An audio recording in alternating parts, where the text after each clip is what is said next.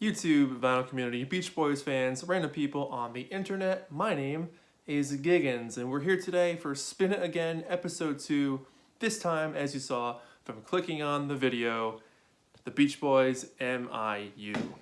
Now, this was one of the first reviews, if not the first review I ever did, so it's very, very early on in my YouTube career I tackled this thing, and at that time, I was doing reviews once in a blue moon if I felt like it, so there was no structure, there was no comprehension of like really talking about an album in front of a camera.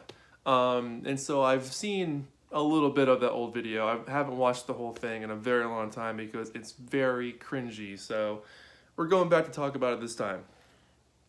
I picked this one. It's not a surprise. Everyone knew I was going to do this at some point. But what I did not expect about it was how much I enjoyed it this time around.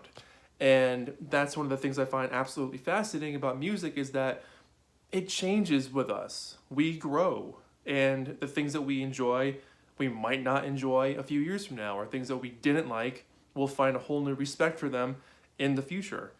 And so that's what's always so surprising about growing up, is that you don't know what you're gonna like until you try it out, or give it another try. So in that sense, the MIU album is actually a really good album. I stripped it away completely of thinking about the group at the time and just played it for the music that it is. And I found it extremely enjoyable. I played it 3 times in a row and I was like, man, this is making so much more sense to me now.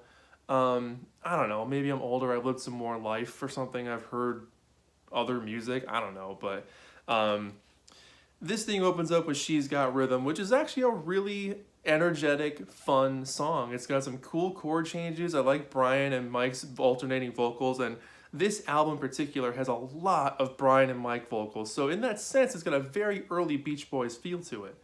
But Brian's doing a very cool falsetto, which for the first time in a long time, to show off that he could still do it. Granted, it's a little bit nasally at this point, but it sounds pretty good though. It's a fun upbeat track. It's a great rocker to get the album rolling. Come Go With Me, Al nails it. This is a classic Beach Boys cover. It's sprightly, it's youthful, it's got all the corners marked for a perfect pop song that did become a decent hit for them a couple years later when the 10 Years of Harmony Greatest Hits set came out, but just a knockout of a track. So Al nails the lead vocal on this one. Hey Little Tomboy, I'm still not digging this one. This one has not grown on me. The only thing I can like about it is I do like the shift between the verses to the chorus. That musically is pretty cool. And Carl's vocal, I think, adds some weight to it. But the whole hey little tomboy, like it's time to turn into a girl. Like I don't. Lyrically, it's creepy. It's just a creepy song. So this one still doesn't do it for me. Kona Coast. I was actually really digging this one a lot. I think Mike's vocal on this one is fantastic, and Al is really great. I guess you can call it the pre-choruses. And again, there's some moments of sort of mid-60s Beach Boys in that break that it has. But it's kind of a sunny and relaxing song. It's really not that bad. And I do like the references to their own song with Hawaii. So instead of mentioning fun, or they're doing it again, or those good vibrations, they're mentioning a more obscure track, which I think is a little more fascinating for their fans, but also must have been interesting for themselves to sort of dig deep on their own set list, because who knows the last time they played Hawaii live at that point. What do we got next? Peggy Sue, again, another killer track. The echo on Al's voice is fantastic, but that propulsive rhythm and the guitar fills, the densely layered production, it's a hell of a lot of fun. Once again, Al nailed it. This is very much an Al album, which makes sense because he did co-produce it. But yeah, another knockout track. Love this one. Once You Come Out Tonight, it's really not bad. I do like the cool layered build-ups at the end. But Brian's voice is so smooth on this one, that his delivery is so articulate. I love his voice. It's kind of a charming little song. It's memorable. I think the synths are pretty cool. It's really not that bad. I remember on my old video being a little negative towards this one too, calling it kind of like, just reading the title, you kind of get the idea of what the song's going to be like, but, and you do to a certain degree, but it's really a fun little song. Side 2, you start off with Sweet Sunday Kind of Love, which is the only Carl lead vocal on this album. He's all over the place on this album, but as far as just him, this is it. But it's a great song. The drum shuffle is very Beach Boys Love You. The piano, I think, is great. It's a very 50s-like vocal arrangement, so it's got some doo-wop influence in there. It's a tender, soft, beautiful song, and it could have been a single. It's a really good track.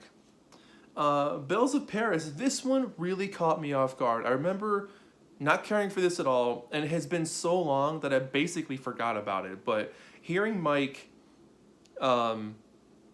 weave this story of places throughout France and rhyming these different French locations together with the syncopation that he does is actually kind of fascinating and makes for a really cool listen. It's a very calm track. His vocal is very subdued. I get this impression of him kind of, taking it all in silently as he's watching the scenes around him and just kind of writing down what he's observing. Lyrically, it's a very impressive piece. Musically, it does have its little moments here and there of, I'd say the word magic, but I don't think that would go over too well. But there's moments of it that are kind of fascinating. So, Bells of Paris, surprising. Pitter Patter. This is actually one of the best songs on the album. It's catchy, it's memorable, I like the rock and melody to it. It's just a cool song, and Al's vocal on this is so confident and so assured of himself. And Mike's vocal, I think, is great too. He just nails it with the way, he's not like nasally at all, he's not doing like the Beach Boys-y Mike Love thing, he's got just kind of this like cool, mature voice thing. Which I really dig, but it's just a fun, upbeat track, and I like the shifts that it has. Cool song. Then you get By Diane, which is a classic. Denny just wailing away on this one. It's just a knockout. The heavy, layered, dense production, which I've used that term before for a couple of songs, but this like labored beat that it has as it chugs along through molasses, and then the chorus, this like uplifting melody about this really downtrodden feeling. Is fascinating, and the way Denny just lays into that vocal with that gruff voice that he has, knockout song. Match Point of Our Love, I like this song. I know people put it down all the time, but comparing our relationship to tennis, but who cares? I think Brian's voice on this one is particularly incredible because of how smooth it is. Coming off of 15 Big Ones and Love You, where his voice was pretty gruff in some places, hearing him on this album is like, wow, I can't believe that's Brian. He sounds so different. And this track in particular is great. It's a really chill song. The choruses are amazing. And no one and never, like, so very Brian. Brian and Mike wrote this one, I'm pretty sure, together. But the chorus of this one, or the ending rather, is really endearing. It's just a sweet song with a cool message and a bit of a disco shuffle.